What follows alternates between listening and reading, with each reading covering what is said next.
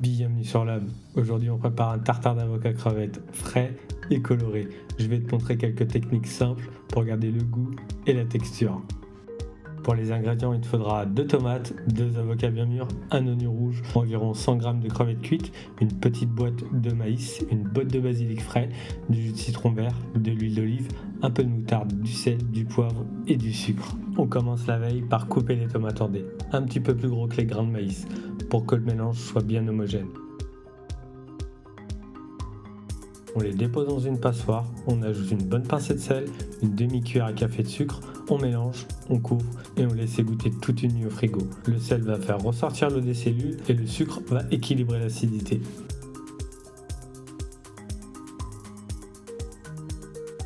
On épluche et on cisèle finement l'oignon rouge. S'il est taillé trop gros, le goût va écraser les autres saveurs et gâcher la mâche. Tu peux aussi couper grossièrement, puis mixer par à coup dans un petit robot. Mais attention, il ne faut pas que l'eau ressorte, sinon l'oignon devient beaucoup trop acide. Pour choisir un bon avocat, un avocat pas mûr, il est vert, il est dur comme une balle de tennis. Un avocat parfait, il a la peau foncée, il est ferme et il cède légèrement sous la pression.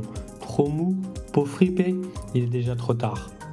Une astuce, si le pédoncule s'enlève facilement et que c'est vert en dessous, c'est que tu tiens un avocat bien mûr.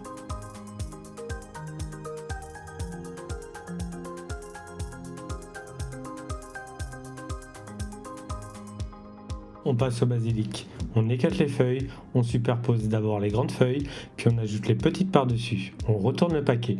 Les grandes feuilles maintiennent l'ensemble. Comme ça, tu peux couper facilement en petits carrés bien réguliers. L'astuce, c'est d'avoir un couteau bien affûté. Tu peux aussi remplacer par de la coriandre, mais le basilic, c'est vraiment ce qui apporte de la fraîcheur à notre tartare.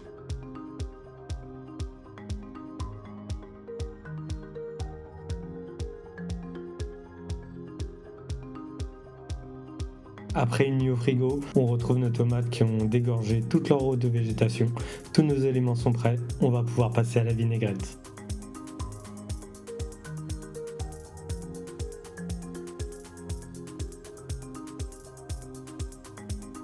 Et maintenant, la vinaigrette. Un pochon de jus de citron vert, 3 pochons d'huile d'olive, une cuillère à soupe de moutarde, du sel, du poivre et on mélange bien jusqu'à obtenir une belle émulsion. Une vinaigrette épaisse qui va enrober les légumes et s'accrocher au côté crémeux de l'avocat. Résultat, un tartare qui colle et qui se tient bien. Et surtout, on n'oublie pas de goûter.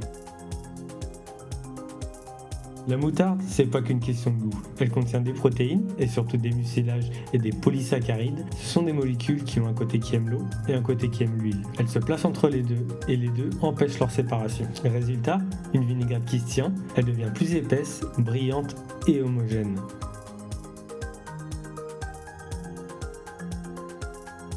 J'ai choisi le citron vert pour une raison. Son pH est plus doux que celui du citron jaune. Il ne va pas cuire l'avocat ou les autres légumes par excès d'acidité. Le tartare est plus délicat, il reste frais et tu peux le garder plusieurs jours au frigo. N'hésite pas à me suivre pour de nouvelles recettes.